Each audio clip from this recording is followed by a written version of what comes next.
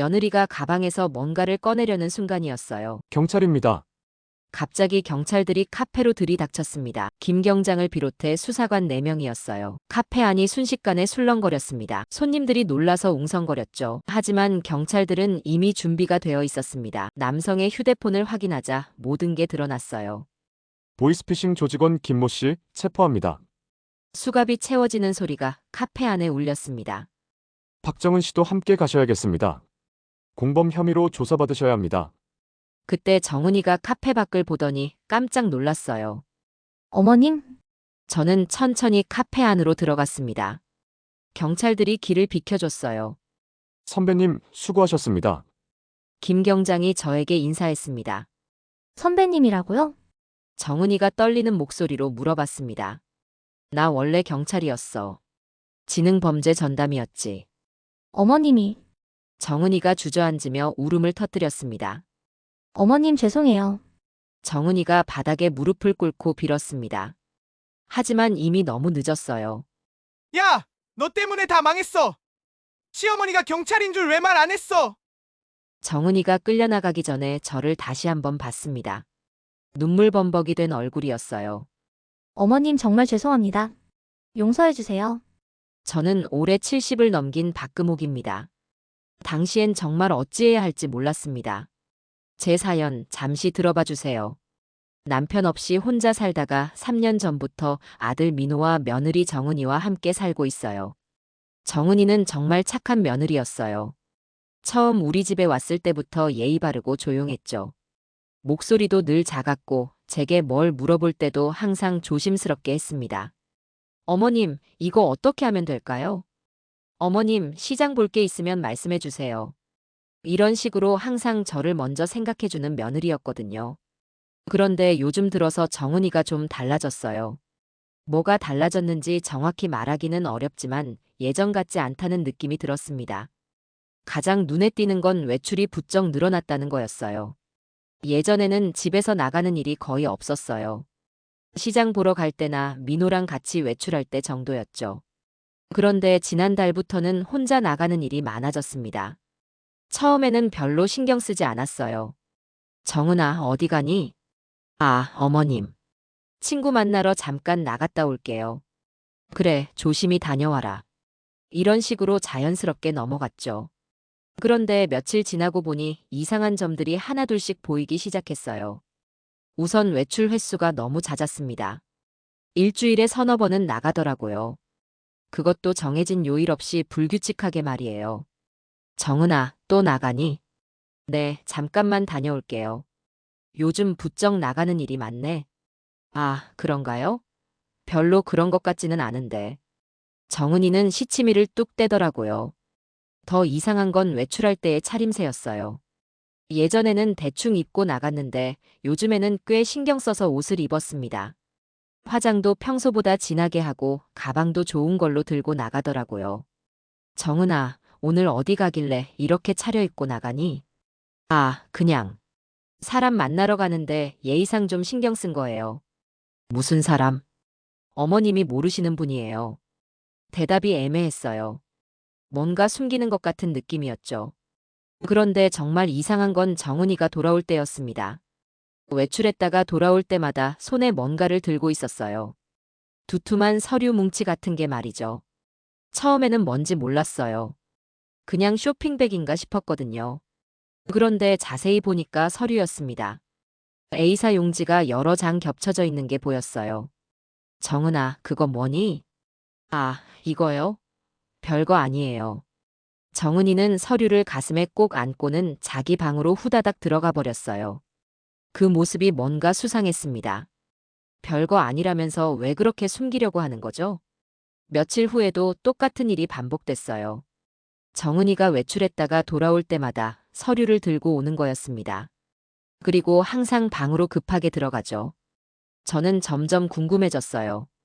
정은아, 요즘 무슨 일로 그렇게 자주 나가니? 그냥. 볼 일이 좀 있어서요. 무슨 볼 일? 어머님이 굳이 알 필요 없는 일이에요. 이번에는 대답이 좀 퉁명스러웠어요. 예전에 정은이라면 이런 식으로 말하지 않았을 텐데 말이죠. 저는 뭔가 섬뜩한 기분이 들었습니다. 혹시 정은이가 저 몰래 무슨 일을 꾸미고 있는 건 아닐까요? 그날 밤 저는 잠이 안 와서 화장실에 갔다가 정은이 방 앞을 지나게 됐어요. 방문 틈 사이로 불빛이 새어나오더라고요. 아직 안 자고 있다는 뜻이었죠. 궁금해서 가만히 귀를 대고 들어봤어요. 정은이가 누군가와 전화 통화를 하고 있었습니다. 네, 서류 다 받았어요. 언제까지 해야 하나요? 그렇게 오래 걸리지는 않겠죠? 시어머니는 아직 눈치 못 챘어요. 마지막 말을 들었을 때 저는 깜짝 놀랐습니다. 시어머니라니, 그게 바로 저를 말하는 거잖아요. 정은이가 저 몰래 뭔가를 하고 있다는 게 확실해진 거였어요. 저는 조심스럽게 제 방으로 돌아갔습니다. 가슴이 두근거렸어요. 정은이가 대체 무슨 일을 꾸미고 있는 걸까요? 다음 날 아침, 정은이는 평소와 다름없이 아침을 준비해줬어요. 어머님, 아침 드세요. 응, 고맙다. 겉으로는 아무렇지 않은 척했지만 제 마음은 편하지 않았습니다. 밤에 들었던 전화 통화가 계속 머릿속에 맴돌았어요. 시어머니는 아직 눈치 못 챘어요. 이 말이 특히 신경 쓰였습니다. 점심 먹고 난 후 정은이가 또 외출 준비를 하더라고요. 어머님, 잠깐 나갔다 올게요. 또 나가니? 네, 급한 일이 있어서요. 무슨 급한 일인데? 곧 끝날 거예요. 정은이는 대답을 회피하고는 서둘러 나갔어요.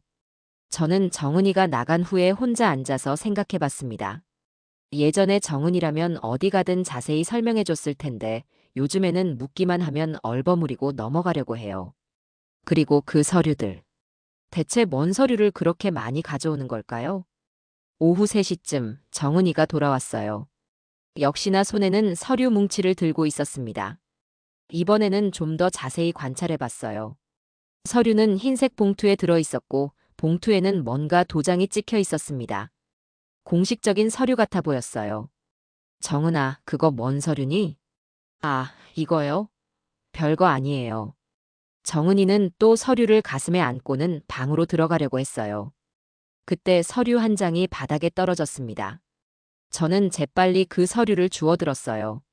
위쪽에 뭔가 인쇄된 글씨가 보였는데 등기부등본이라는 글자가 눈에 들어왔습니다. 어머님, 그거 주세요. 정은이가 급하게 다가와서 서류를 가져갔어요. 등기부등본? 그게 뭐 하는 서류니? 아, 그냥. 필요해서 떼어온 거예요. 무슨 용도로? 어머님, 너무 자세히 물어보시지 마세요. 정은이의 목소리에 짜증이 섞여 있었어요. 저는 뭔가 잘못되고 있다는 확신이 들었습니다. 등기부등본이라면 부동산 관련 서류 아닌가요? 우리 집과 관련된 일일까요? 그날 밤부터 저는 정은이를 더 자세히 관찰하기 시작했어요. 외출 시간, 돌아오는 시간, 가져오는 서류의 종류까지 모두 기억해두기로 했습니다. 뭔가 큰일이 벌어지고 있다는 예감이 들었거든요. 그리고 그 예감은 틀리지 않았어요. 며칠 후에 더 충격적인 일이 벌어졌습니다. 정은이의 수상한 행동을 본 지 일주일이 지났어요. 저는 그동안 더욱 조심스럽게 정은이를 관찰했습니다. 매일 아침 정은이가 외출 준비를 하는 모습, 돌아올 때 서류를 숨기듯 방으로 들어가는 모습까지 모든 게 이상했어요. 그런데 그날은 평소보다 더 특별한 일이 있었습니다. 화요일 오전이었어요. 정은이가 또 외출한다고 하며 나갔습니다. 어머님, 점심 전에 돌아올게요. 그래, 조심히 다녀와라. 정은이가 나간 후 저는 집안 청소를 하기로 했어요. 평소에도 매주 화요일은 청소하는 날이었거든요. 거실을 쓸고 닦고 방들도 정리했습니다. 마지막으로 분리수거를 하러 베란다로 갔어요. 분리수거함을 정리하다가 뭔가 이상한 걸 발견했습니다. 종이 쓰레기통에 찢어진 서류 조각들이 있었거든요. 보통은 신경 쓰지 않았을 텐데 요즘 정은이 때문에 민감해져서 그런지 눈에 들어왔어요. 이게 뭐지? 찢어진 조각들을 자세히 들여다봤습니다. 흰색 종이였고 뭔가 공식적인 서류 같아 보였어요. 글씨도 인쇄된 것 같았고요. 한 조각을 집어서 보니 한글과 영어가 섞여 있었습니다. 이상하네. 정은이가 버린 건가? 궁금해서 다른 조각들도 하나씩 주워 모아봤어요. 총 12개 정도의 조각이 있었습니다. 누가 일부러 잘게 찢어놓은 것 같았어요. 저는 그 조각들을 들고 거실 테이블로 갔습니다. 그리고 퍼즐 맞추듯이 하나씩 맞춰보기 시작했어요. 이 조각이 여기 붙고, 이건 여기. 몇 분 동안 조각들을 맞춰보니 대충 원래 모습이 보이기 시작했습니다. 그런데 서류의 제목을 보고 깜짝 놀랐어요. 국제결혼신고서라고 적혀 있었거든요. 국제결혼? 이게 뭐야? 저는 더 자세히 들여다봤습니다. 서류 위쪽에는 한국인과 외국인 항목이 나뉘어 있었어요. 한국인 란에는 박정은이라는 이름이 적혀 있었습니다. 바로 우리 며느리 정은이의 이름이었어요. 그런데 외국인 란에 적힌 이름은 처음 보는 거였습니다. 김현수. 낯선 이름이었어요. 그 옆에는 작은 사진도 붙어 있었습니다. 어느 남성의 사진이었는데 나이는 30 후반 정도로 보였어요. 저는 손이 떨렸습니다. 이게 대체 무슨 일인가요? 정은이가 왜 다른 남자와 국제 결혼 서류를 작성한 거죠? 더 충격적인 건 서류 아래쪽에 적힌 날짜였어요. 접수일이 지난달로 되어 있었습니다. 바로 정은이가 이상하게 행동하기 시작한 시기와 일치했어요. 이런 일이. 저는 온몸에 소름이 돋았습니다. 정은이가 그동안 외출할 때마다 가져온 서류들이 이런 것들이었구나 싶었어요. 국제 결혼 관련 서류들을 준비하고 있었던 거였죠. 그런데 잠깐, 정은이는 이미 우리 민호와 결혼했잖아요. 어떻게 다른 남자와 또 결혼을 하려는 거죠? 저는 급하게 서류를 더 자세히 살펴봤습니다. 그런데 이상한 점을 발견했어요. 서류에는 이혼 신고서라는 글자도 희미하게 보였습니다. 몇 개 조각이 더 있었는데 그걸 맞춰보니 이혼 신고 접수 중이라는 제목이 나왔어요. 설마. 저는 더 큰 충격을 받았습니다. 정은이가 민호와 이혼을 하고 외국 남자와 재혼하려는 계획을. 그것도 저희 가족 몰래 말이에요. 손이 너무 떨려서 조각들을 제대로 잡기도 힘들었습니다. 이런 일이 우리 집에서 일어나고 있었다니 믿을 수가 없었어요. 저는 조각들을 다시 한번 꼼꼼히 살펴봤습니다. 혹시 제가 잘못 본 게 아닐까 싶어서요. 하지만 아무리 봐도 틀림없었습니다. 정은이의 이름과 사진, 그리고 외국 남자의 정보가 선명하게 적혀 있었어요. 이 미친 것이 진짜. 화가 치밀어 올랐습니다. 그동안 착한 며느리인 줄 알았는데 뒤에서 이런 짓을 하고 있었다니요. 우리 민호는 알고 있는 걸까요? 설마 모르겠죠? 민호가 알았다면 이렇게 평온하게 회사에 다닐 리 없을 테니까요.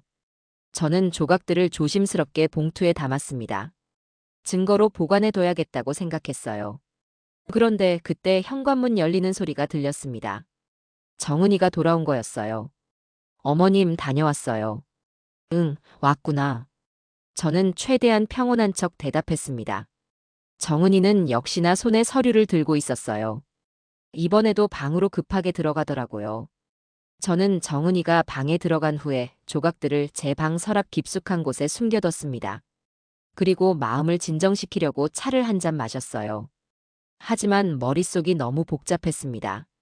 정은이가 도대체 무슨 속셈인지 알 수가 없었어요. 외국 남자와 결혼하려면 왜 우리 집에서 계속 사는 거죠? 그리고 민호에게는 언제 이야기할 작정인가요?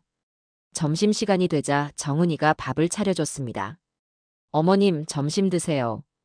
고맙다. 평소와 다름없는 모습이었어요. 정말 연기를 잘하는구나 싶었습니다. 정은아, 오늘 어디 갔다 왔니? 아, 그냥. 볼일 보러 잠깐 다녀왔어요. 무슨 볼일? 별거 아니에요. 역시나 대답을 회피하더라고요. 저는 더 이상 참을 수가 없었어요. 정은아, 혹시 요즘 무슨 고민 있니? 고민요? 별로 없는데요. 그래? 그럼 다행이고. 왜 그런 말씀을 하세요? 아니야, 그냥 요즘 표정이 좀 어두워 보여서. 정은이는 잠시 당황하는 표정을 지었어요. 그런가요? 별로 그렇지 않은데. 아들한테 혹시 하고 싶은 말은 없고. 민호 오빠한테요? 특별히 없어요. 정은이의 목소리가 조금 떨렸습니다. 저는 확신했어요. 분명히 뭔가 숨기고 있는 게 맞다고 말이죠. 점심을 먹고 나서 정은이가 설거지를 하는 동안 저는 정은이 방 쪽을 유심히 봤어요. 문이 살짝 열려 있었는데 책상 위에 서류들이 쌓여 있는 게 보였습니다. 저게 다 뭔 서류들일까? 궁금해서 미칠 것 같았지만 함부로 들어갈 수는 없었어요. 오후에 정은이가 또 나간다고 했습니다. 어머님, 잠깐 나갔다 올게요. 또 나가니? 오늘 벌써 두 번째네. 급한 일이 생겨서요. 무슨 급한 일인데 이렇게 자주 나가야 하니? 곧 끝날 거예요. 조금만 기다려주세요. 정은이는 서둘러 나갔어요. 저는 정은이가 나간 후에 정은이 방 앞까지 가봤습니다. 문은 닫혀 있었지만 잠그지는 않았더라고요. 들어가 봐야 하나?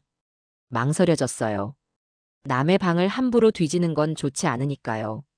하지만 궁금함을 참을 수가 없었습니다. 저는 조심스럽게 문을 열고 방 안으로 들어갔어요. 책상 위에는 정말로 여러 종류의 서류들이 있었습니다. 대부분 외국어로 된 것들이었어요. 영어 서류들이 많았고 도장이 찍힌 공식적인 것들 같았습니다. 그 중에서 한글로 된 서류 하나를 발견했어요. 출입국사무소라는 글씨가 보였습니다.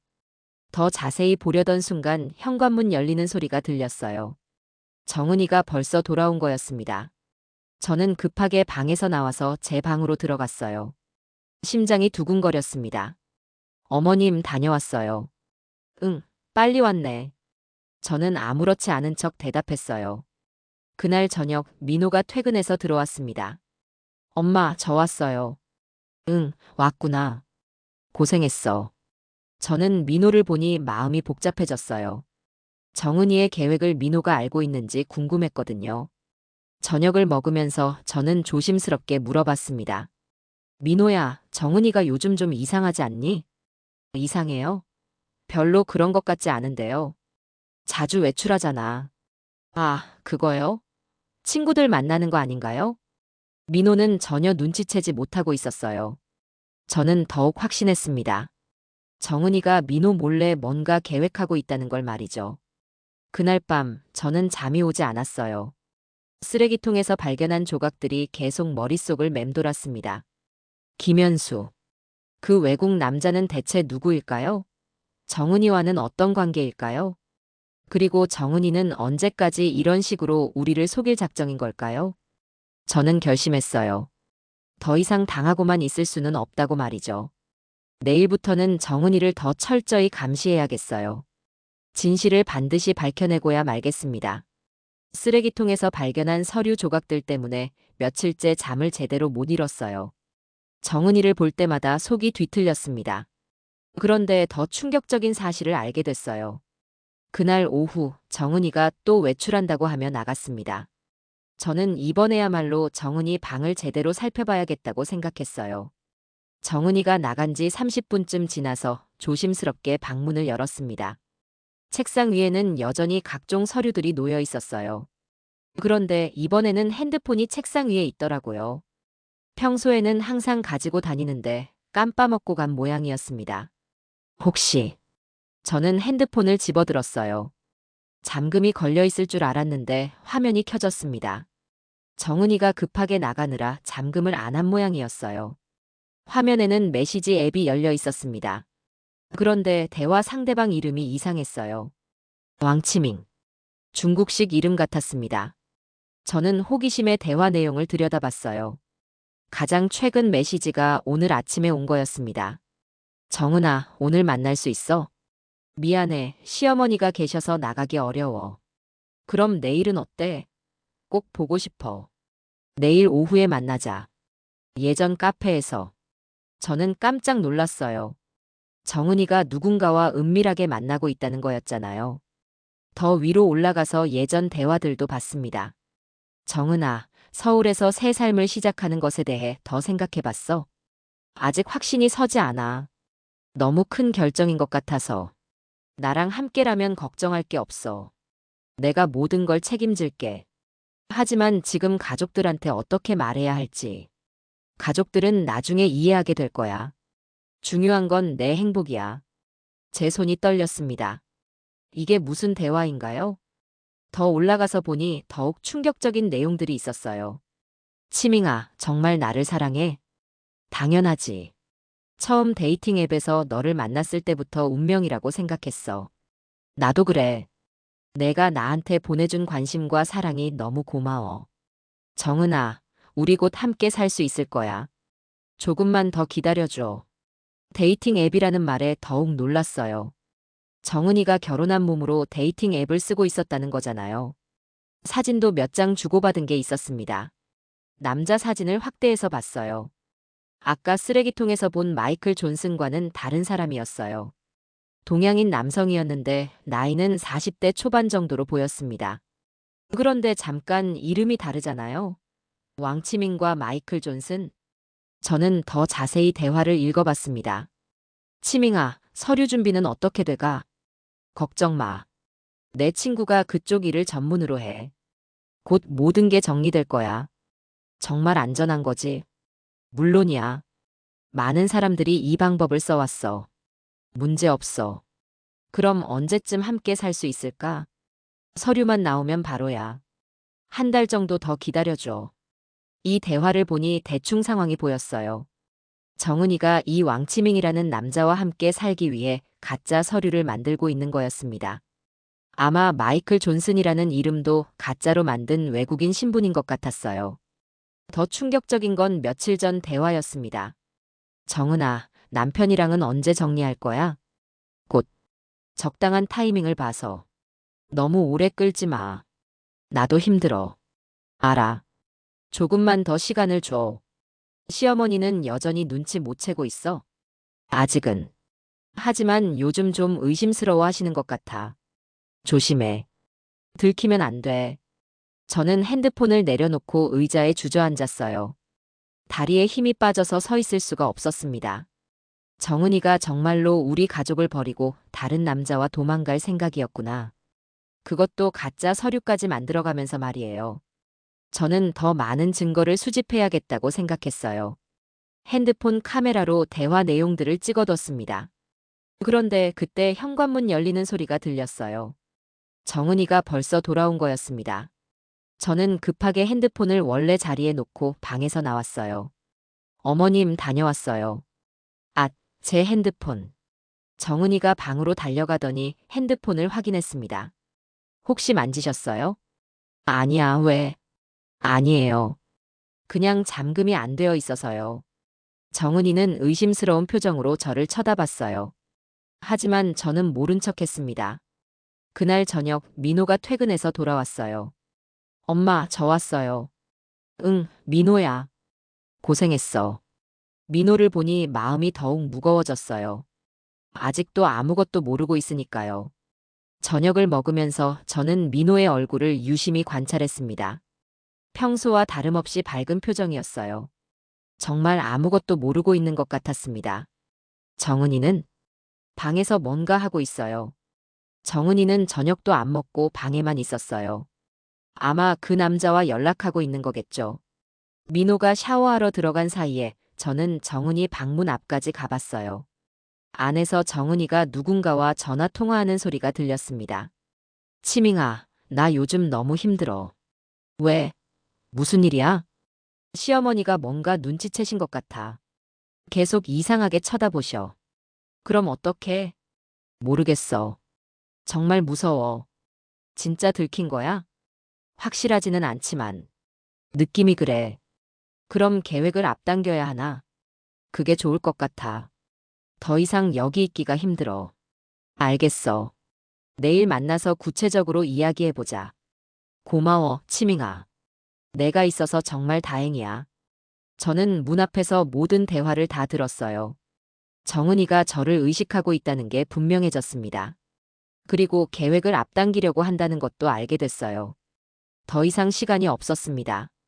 다음 날 아침, 정은이가 평소보다 더 일찍 외출 준비를 했어요. 어머님, 오늘 늦게 들어올 것 같아요. 어디 가니? 친구들이랑 약속이 있어서요. 거짓말이라는 걸 이제는 확실히 알 수 있었어요. 정은이가 나간 후 저는 즉시 정은이 방으로 갔습니다. 이번에는 더 철저히 뒤져봐야겠다고 생각했어요.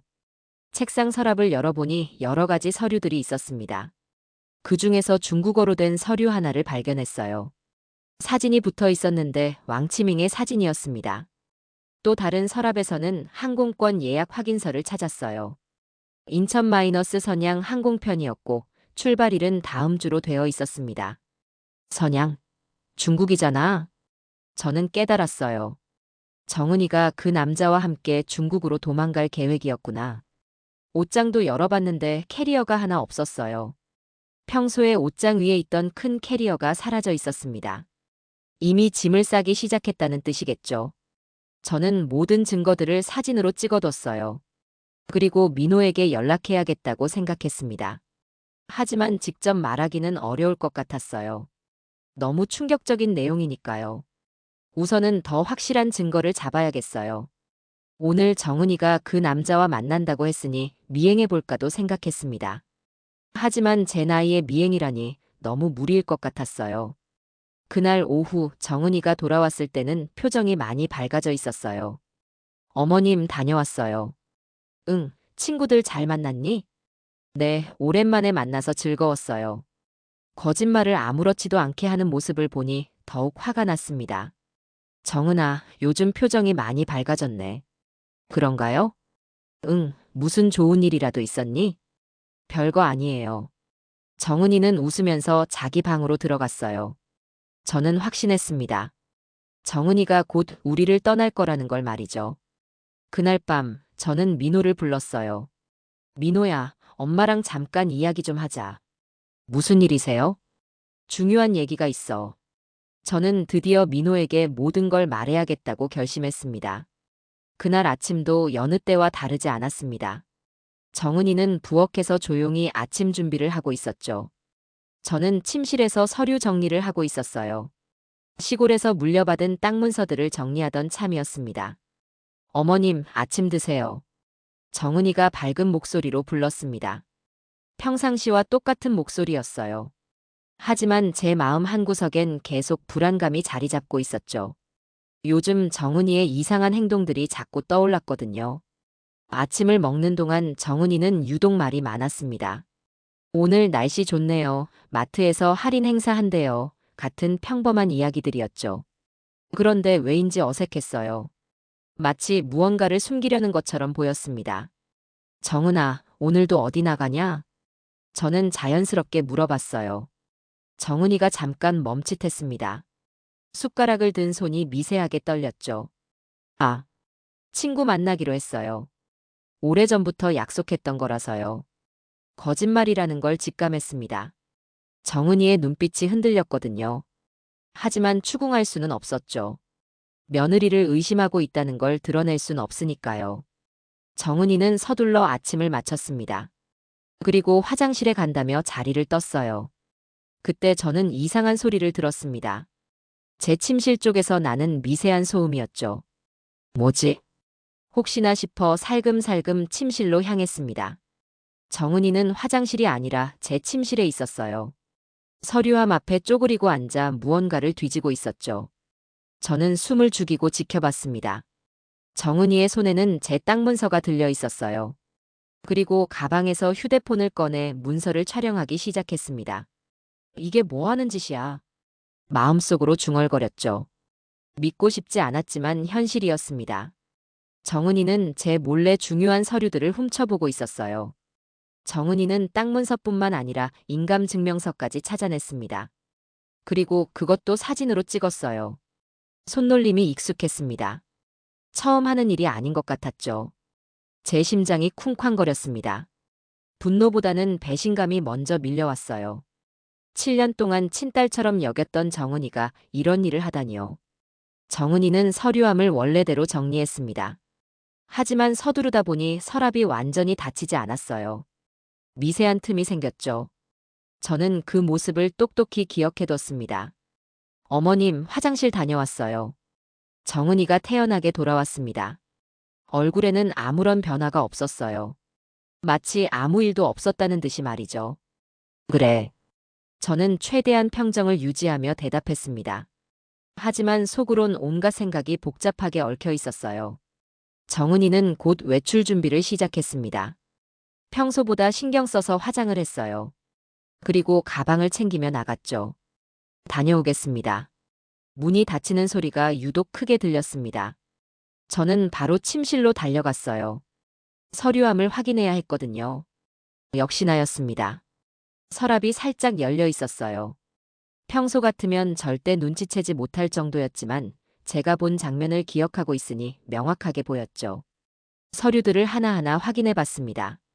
겉보기엔 아무것도 없어진 게 없었어요. 하지만 정은이가 사진을 찍었다는 사실이 더 무서웠습니다. 이 서류들로 뭘 하려는 거지? 불안한 마음에 인터넷을 검색해 봤어요. 땅 문서와 인감 증명서로 할 수 있는 일들을 찾아봤죠. 검색 결과는 충격적이었습니다. 부동산 거래, 대출, 심지어 매매까지 가능했어요.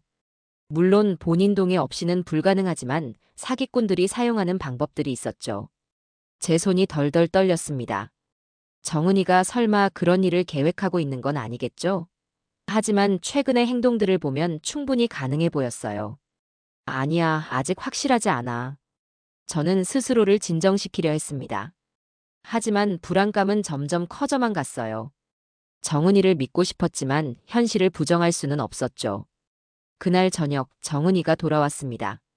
여전히 밝은 표정이었어요. 마치 아무 일도 없었다는 듯이 말이죠. 어머님, 저녁 준비할게요. 고맙다, 정은아. 저는 평상시처럼 대답했지만 마음은 복잡했습니다. 정은이의 모든 행동이 의심스러워 보였어요. 저녁을 먹으면서도 정은이를 유심히 관찰했습니다. 혹시 가방에 뭔가 숨기고 있는 건 아닌지, 눈빛의 변화는 없는지 말이죠. 정은이는 여전히 자연스러웠습니다. 하지만 저는 알고 있었어요. 아침에 본 그 장면을 절대 잊을 수 없었거든요. 밤이 되어 정은이가 방으로 들어간 후 저는 다시 서류함을 확인했습니다. 이번엔 더 꼼꼼히 살펴봤어요. 혹시 놓친 게 있나 싶어서 말이죠. 서류들의 순서가 미세하게 바뀌어 있었습니다. 제가 항상 일정한 순서로 정리해 두거든요. 정은이가 서둘러 정리하다 보니 순서가 틀어진 거였죠. 이 아이가 정말로 확신이 섰습니다. 정은이는 분명 제 서류들을 몰래 훔쳐봤어요. 그것도 한 번이 아니라 여러 번 그랬을 가능성이 높았죠. 저는 밤새 잠을 이루지 못했습니다. 온갖 생각들이 머릿속을 맴돌았어요. 정은이가 대체 무엇을 계획하고 있는 건지, 제가 어떻게 대처해야 할지 고민이 되었습니다. 새벽이 되어서야 겨우 잠들 수 있었어요. 하지만 악몽에 시달렸죠. 정은이가 제 땅을 팔아버리고 사라지는 꿈이었습니다. 아침에 일어나니 정은이는 이미 부엌에서 아침 준비를 하고 있었어요. 여전히 밝은 모습이었지만 저에게는 더 이상 평범해 보이지 않았습니다. 어머님, 주무세요? 응, 잘 잤다. 거짓말이었죠. 하지만 티낼 수는 없었어요. 정은이가 제가 알고 있다는 걸 눈치채면 안 되니까요. 이제 저는 확신했습니다. 정은이에게 뭔가 큰 문제가 있다는 걸 말이에요.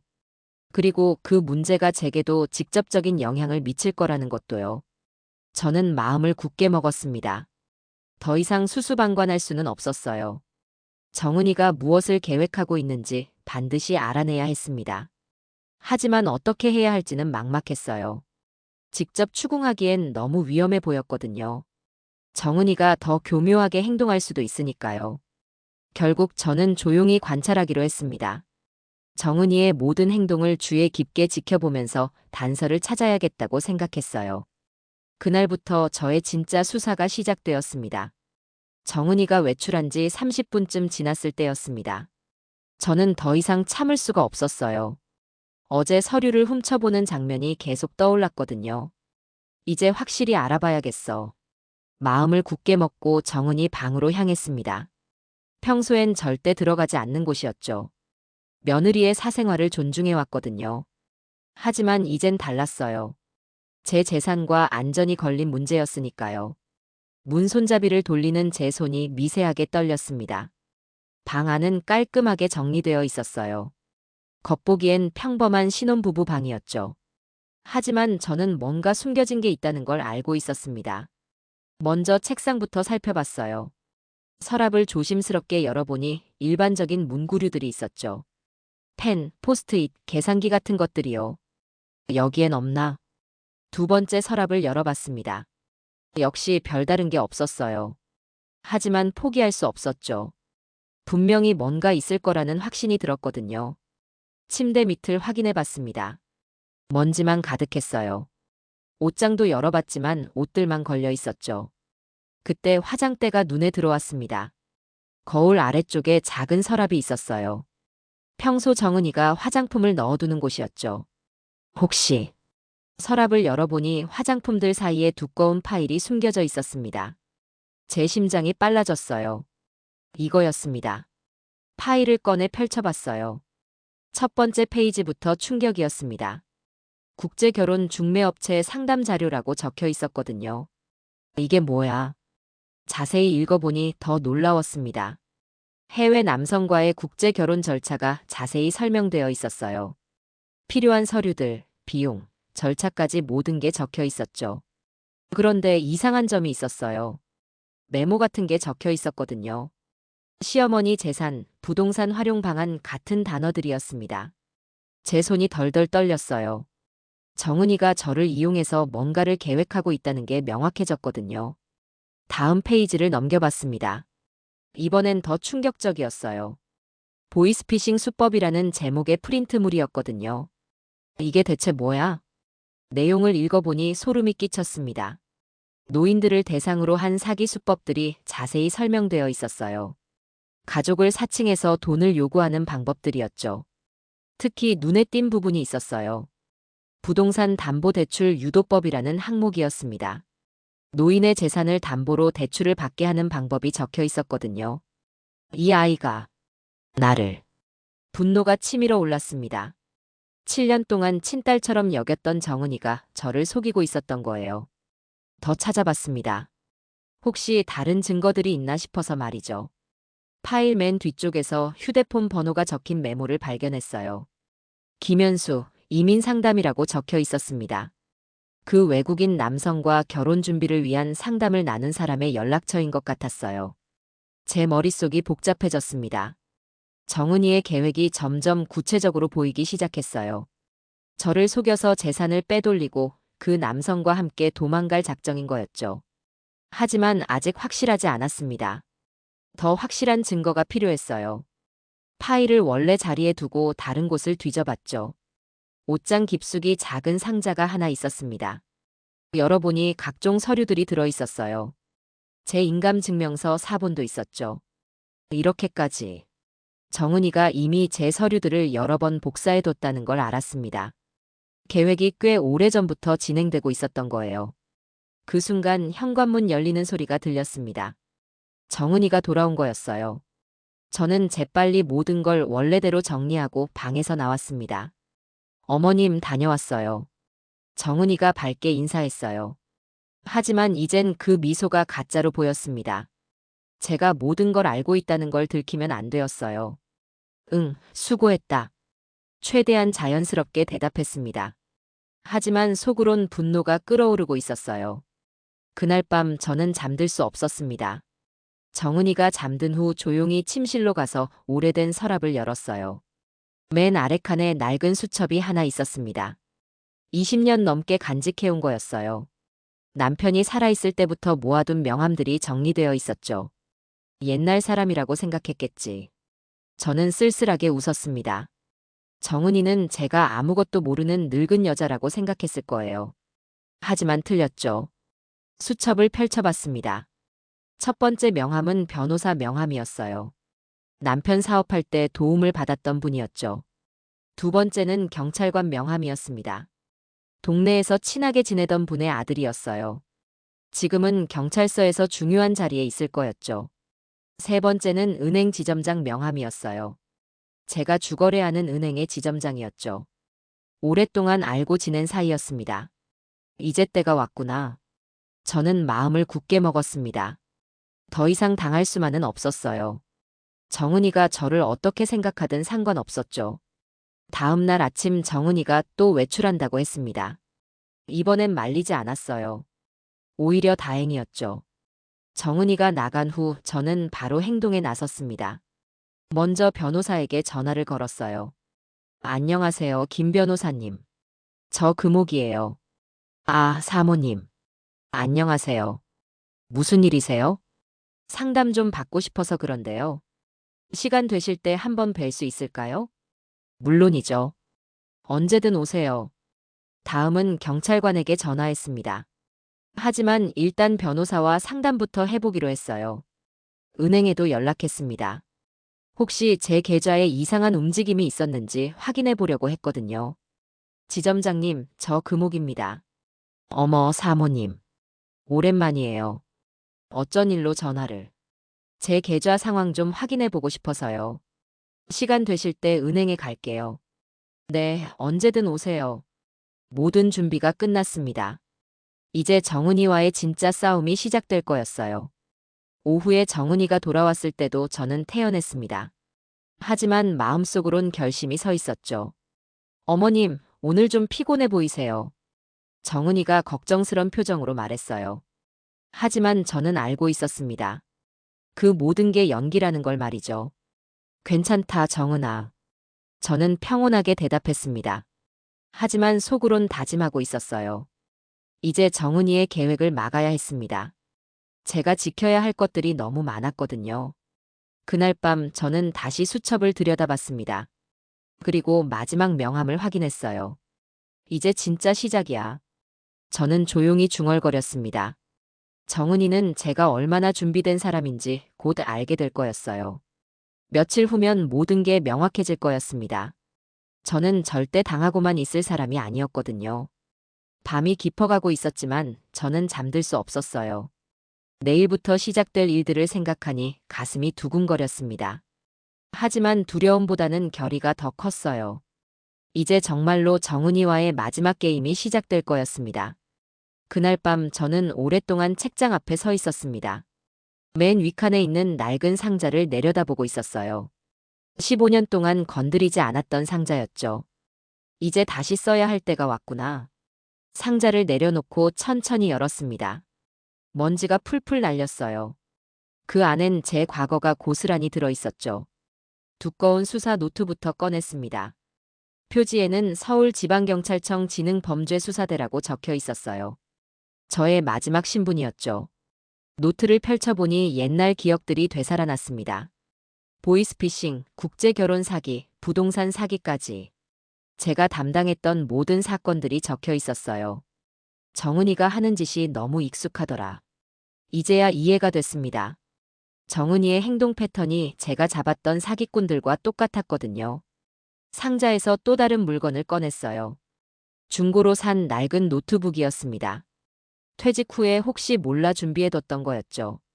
노트북을 켜고 오래된 하드디스크를 연결했습니다. 그 안엔 제가 수집했던 각종 수사 자료들이 들어있었어요. 아직도 쓸 수 있네. 다행히 모든 파일이 살아있었습니다. 15년 전 자료지만 기본 원리는 같을 거였어요. 먼저 정은이가 사용하는 휴대폰 번호를 조사해봤습니다. 공개된 데이터베이스를 뒤져보니 흥미로운 정보가 나왔어요. 그 번호로 가입된 앱들이 여러 개 있었습니다. 데이팅 앱은 물론이고 금융 관련 앱까지 있었죠. 이상하네, 왜 이렇게 많아? 좀 더 자세히 파봤습니다. 정은이가 사용하는 계좌도 여러 개였어요. 이름은 같지만 은행이 다른 계좌들이었죠. 그때 예전에 버린 스마트폰이 생각났습니다. 창고에 있던 걸 꺼내서 다시 조립해봤어요.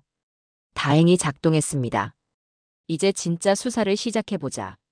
스마트폰으로 정은이가 자주 사용하는 데이팅 앱을 설치했습니다. 가짜 프로필을 만들어서 둘러봤어요. 놀라운 발견이 있었습니다. 정은이가 만났다던 그 외국인 남성의 프로필을 찾았거든요. 이름은 김현수였죠. 하지만 뭔가 이상했어요. 사진들이 너무 완벽했습니다. 마치 모델 사진 같았어요. 이거 합성 사진 아닌가? 예전에 배웠던 사진 분석 기법을 써봤습니다. 역시나였어요. 여러 장의 다른 사진을 조합한 가짜 얼굴이었죠. 더 깊이 파봤습니다. 김현수라는 이름으로 검색해보니 놀라운 사실이 드러났어요. 같은 이름, 같은 사진으로 여러 곳에서 활동하고 있었습니다. 다양한 데이팅 앱, 국제 결혼 사이트까지 말이죠. 완전히 조직적인 사기구나. 이제 확신이 섰습니다. 정은이는 단순한 불륜이 아니라 조직적인 사기에 연루되어 있었어요. 노트북으로 금융거래 추적을 시작했습니다. 예전에 사용하던 프로그램들이 아직도 유효했어요. 김현수라는 이름과 연결된 계좌들을 찾아봤습니다. 놀랍게도 수십 개가 나왔어요. 이렇게 많다고? 각 계좌의 거래 내역을 분석해봤습니다. 패턴이 명확했어요. 중년 여성들로부터 일정 금액씩 입금받고 있었죠. 피해자 리스트를 만들어 봤습니다. 정은이처럼 시어머니나 친정 재산이 있는 여성들이 대부분이었어요. 어떤 할머니는 평생 모은 돈 5천만 원을 잃었습니다. 다른 할아버지는 땅까지 팔아야 했어요. 이런 나쁜 놈들을. 분노가 치밀어 올랐습니다. 하지만 감정을 억누르고 계속 조사했어요. 수사관 시절의 습관이었죠. 김현수 조직의 규모를 파악해봤습니다. 전국에 걸쳐 활동하고 있었어요. 피해 규모만 수십억 원에 달했죠. 정은이 같은 협조자들도 여럿 있었습니다. 모두 결혼해서 시댁 재산에 접근할 수 있는 여성들이었어요. 치밀하게 계획된 거네. 이들의 수법을 분석해봤습니다. 먼저 데이팅 앱으로 접근해요. 그 다음 감정적으로 의존하게 만들죠. 그리고 국제 결혼을 빌미로 각종 비용을 요구합니다. 서류 비용, 이민 비용, 생활비까지 말이에요. 마지막에는 시댁 재산까지 노립니다. 땅 문서나 인감을 이용해서 대출을 받거나 매매 계약을 하는 거죠. 정은이도 똑같은 수순을 밟고 있었어요. 이미 마지막 단계에 들어서 있었습니다. 시간이 얼마 없어. 서둘러 더 많은 증거를 수집했습니다. 나중에 경찰에 신고할 때 필요할 거였거든요. 김현수 측과 정은이의 대화 기록도 일부 복원했어요. 메신저 앱의 백업 데이터를 분석한 거였죠. 내용은 충격적이었습니다. 저를 어떻게 속일지, 제 재산을 어떻게 빼낼지 구체적으로 계획되어 있었어요. 다음 주까지 인감 가져와. 계약서 준비 다 됐어. 김현수가 보낸 메시지였습니다. 이미 매매 계약서까지 준비해둔 상태였어요. 정은이의 답장도 있었습니다. 어머님이 의심하기 시작해요. 조심해야겠어요. 그러면 빨리 처리하자. 더 늦으면 위험해. 시간이 얼마 남지 않았다는 걸 알았습니다. 이들은 이미 실행 단계에 들어서 있었어요. 저는 밤새 모든 증거를 정리했습니다.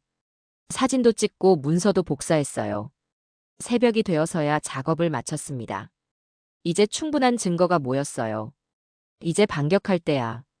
수사관 시절의 감각이 되살아났습니다. 이런 사기꾼들을 잡는 게 제 전문이었거든요. 하지만 이번은 달랐어요. 피해자가 바로 저였으니까요. 그리고 가해자는 7년 동안 딸처럼 여겼던 며느리였죠. 감정은 나중에 정리하자. 지금은 냉정하게 대응해야 할 때였습니다. 수사관으로서의 경험을 총동원해야 했어요. 아침이 밝았을 때 저는 이미 계획을 세워뒀습니다. 정은이와 김현수 조직을 모두 잡을 계획이었어요. 정은이가 일어나서 아침 인사를 했을 때도 저는 태연했습니다. 하지만 속으론 이미 수사관 모드로 전환되어 있었죠. 어머님 주무셨어요? 응, 잘 잤다. 거짓말이었어요. 하지만 이제 제가 거짓말을 할 때였습니다. 오늘부터 진짜 수사가 시작될 거였어요. 15년 만에 다시 수사관으로 돌아가는 순간이었죠. 정은이는 아직 제가 누구인지 모르고 있었습니다. 곧 알게 될 거였지만요. 그날 아침 정은이의 행동이 평소와 달랐습니다.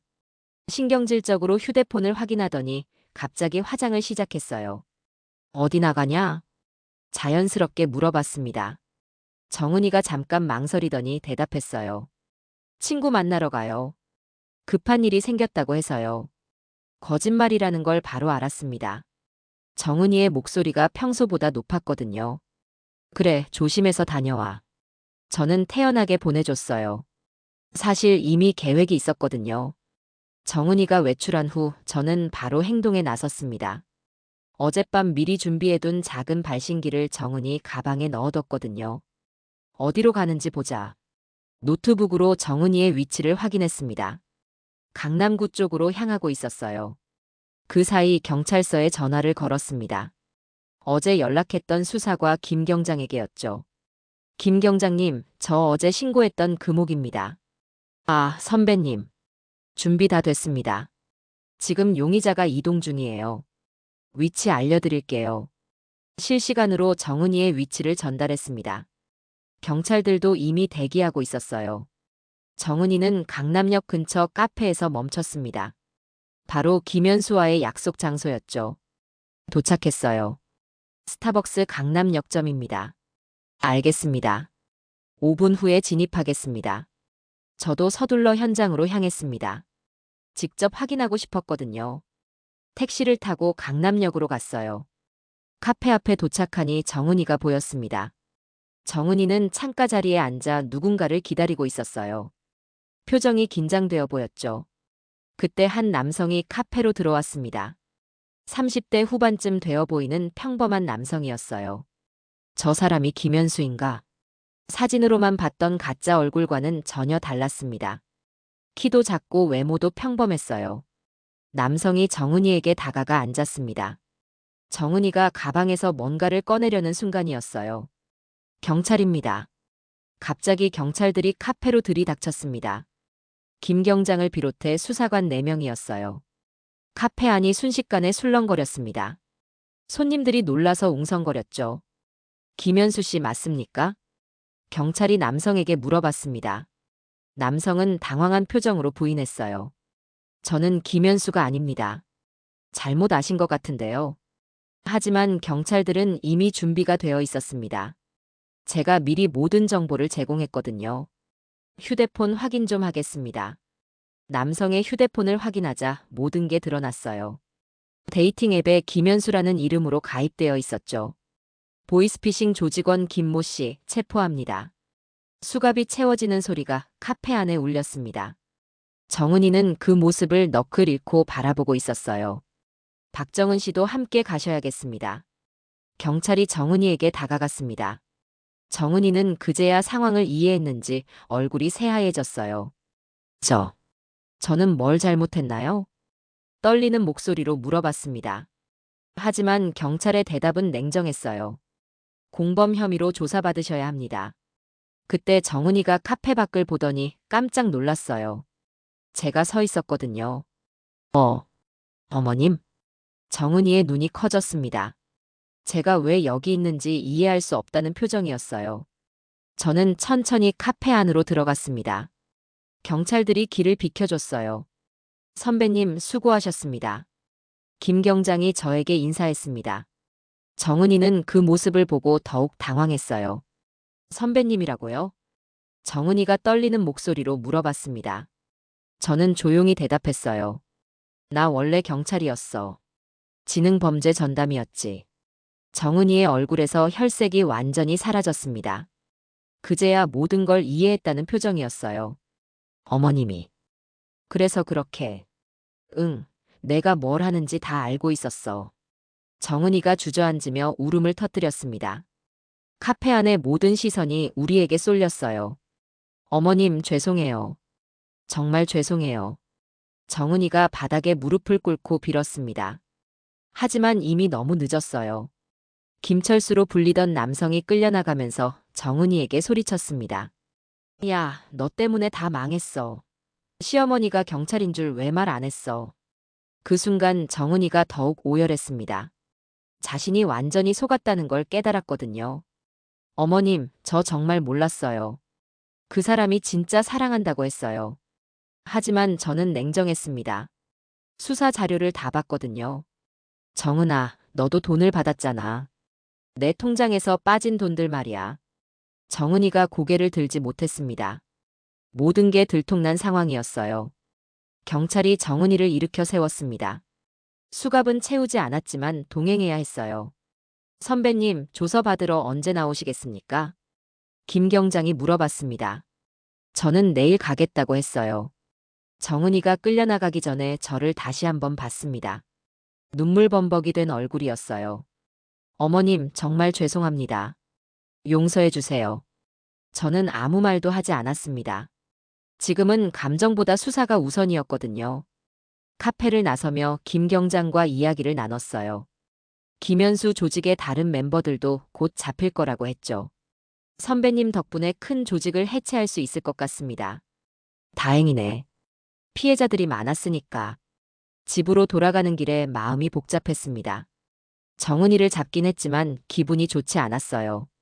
7년 동안 함께 살았던 며느리였으니까요. 어떻게 이런 일이 생겼을까 하는 생각이 들었죠. 하지만 후회하지는 않았어요. 더 많은 피해자가 생기는 걸 막았거든요. 집에 도착해서 정은이 방을 다시 한번 봤습니다. 이제 텅 빈 방이 될 거였어요. 이제 다시 혼자구나. 쓸쓸한 기분이 들었습니다. 하지만 어쩔 수 없었죠. 그날 밤 경찰서에서 연락이 왔어요.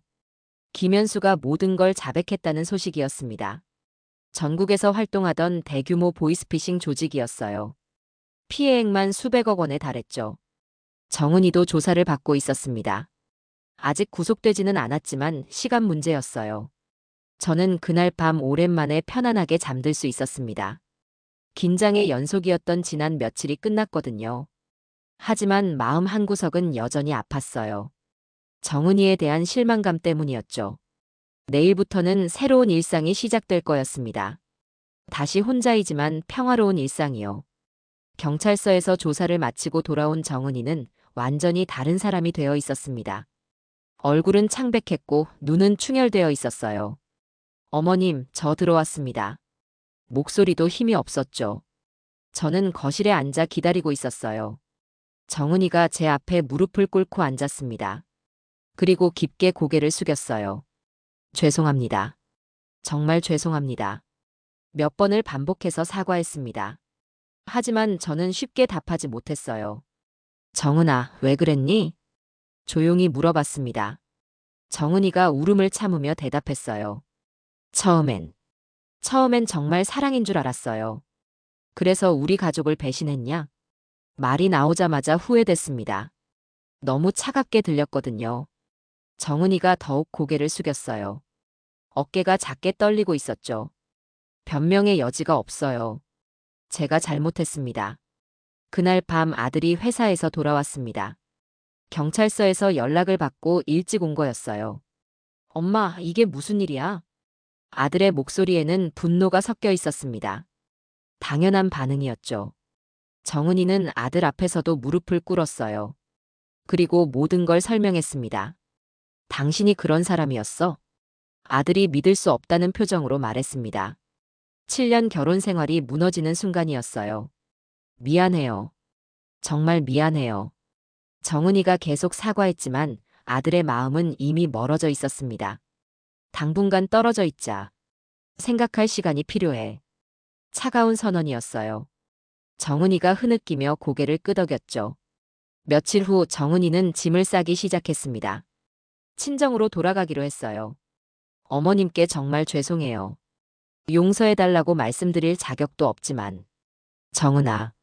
저는 정은이를 불러 세웠습니다. 할 말이 있었거든요. 네, 어머님. 너도 속은 거야. 그 사기꾼들에게 말이지. 정은이가 고개를 들어 저를 봤어요. 눈물이 그렁그렁했죠. 하지만 그렇다고 내가 한 일이 사라지는 건 아니야. 네, 알고 있어요. 지금부터라도 제대로 살아야 해. 특히 아이 때문에라도. 정은이에게는 5살 된 딸이 있었습니다. 이 모든 일에 아무 죄가 없는 아이였어요. 아이는 내가 키울게. 아들이 말했습니다.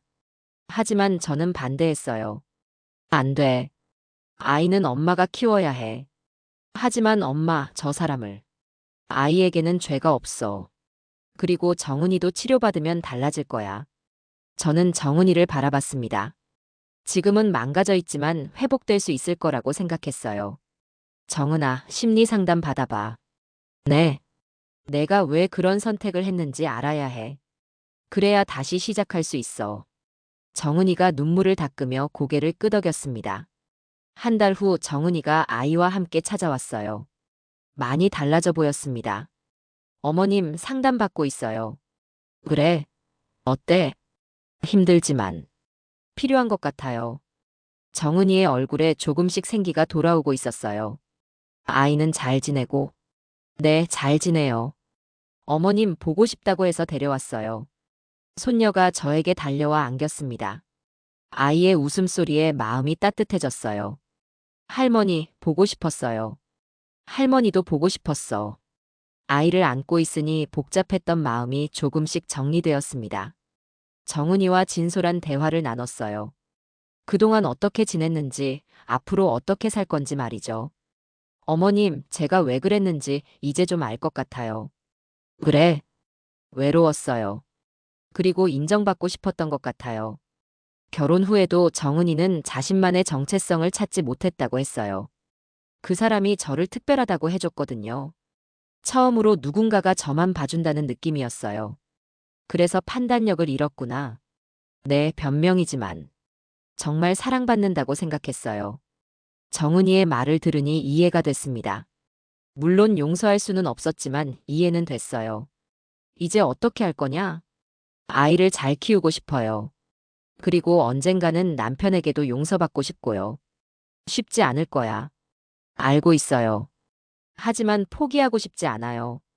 그날 저녁 정은이가 돌아간 후 저는 오랜만에 텃밭으로 나갔습니다. 상추와 토마토에 물을 주며 생각에 잠겼어요.